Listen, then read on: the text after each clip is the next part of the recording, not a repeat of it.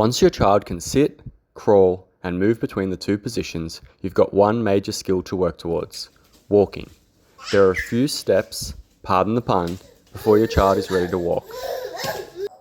It's best not to stand young babies too early. Lots of babies love standing, and some equipment encourages them to stand before they're ready, but it can lead to children pushing back in all positions when we actually need them to lean forwards, like sitting or even walking later on. If young babies love standing, settle them briefly and pop them into another position, like tummy time or sitting. Most children can pull to stand by 10 months of age. The most efficient way is from kneeling to a half kneel position.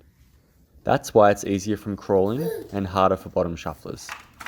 Bottom shufflers should probably persist with crawling practice a bit longer, but they should start standing practice by 12 months, even if they're not crawling. Before pulling to stand, you might notice your child starts kneeling and holding onto furniture, like a toy box. Kneeling is a position you can practice with your child, although most children will get it on their own. To encourage pulling to stand, sit your child on your leg or a step. In this position, you can also get them used to standing and practice standing to sitting.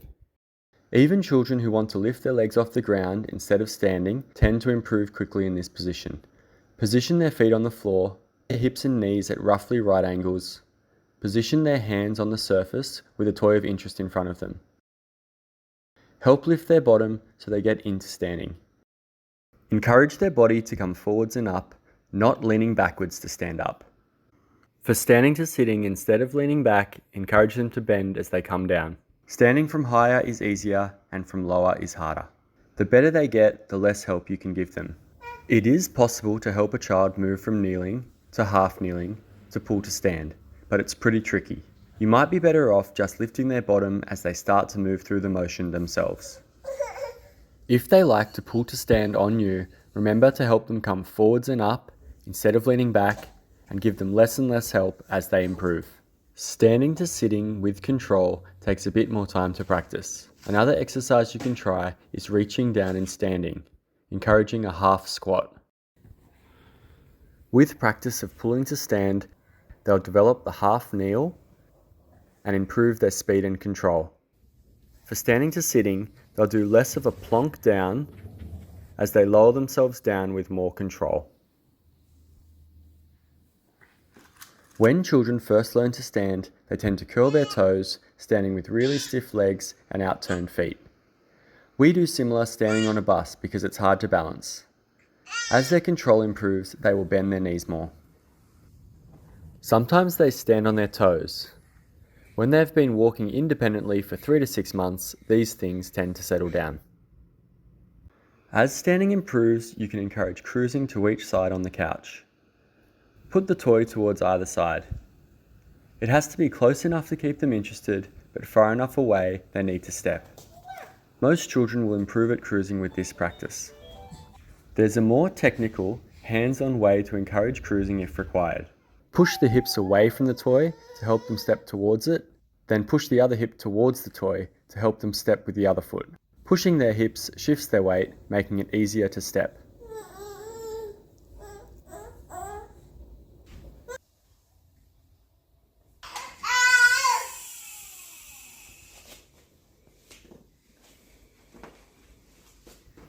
When their cruising has improved, the next skill is turning from one surface to another in standing, usually from couch to coffee table.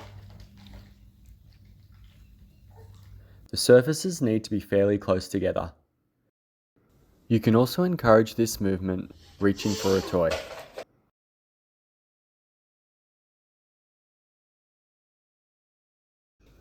As they improve, the surfaces can move further apart and they'll be more willing to let go with one hand.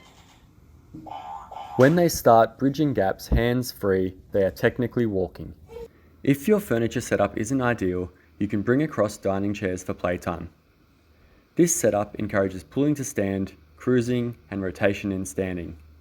Especially children that like to be independent will appreciate the hands-off nature of this setup. With the progressions mentioned, most children will start walking.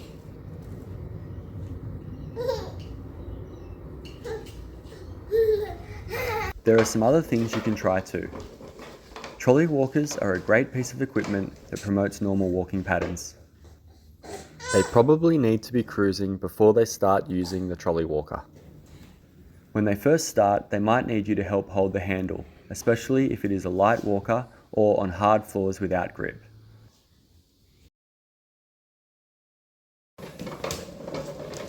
As they improve, they should be able to push the walker forwards on their own and then start to turn.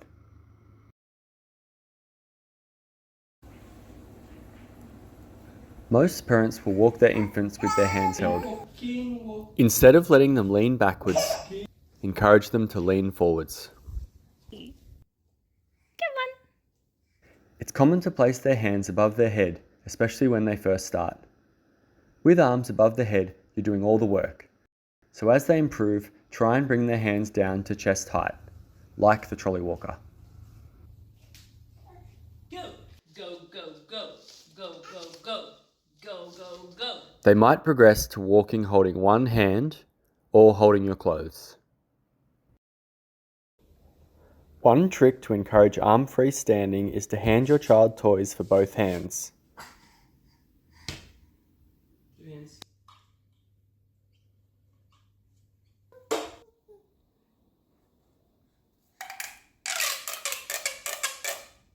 You can also try standing them with their back to a couch or a wall.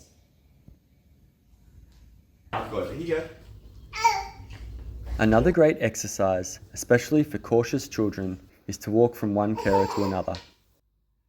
They might stumble towards the second person at first. Oh, good work, babe. Their balance will improve, and their stumbles are their first steps of walking. Almost all children will be walking independently by 18 months. If they're not making progress towards this milestone, it's worth getting in to see a children's physiotherapist. As mentioned, they'll start walking without turned feet.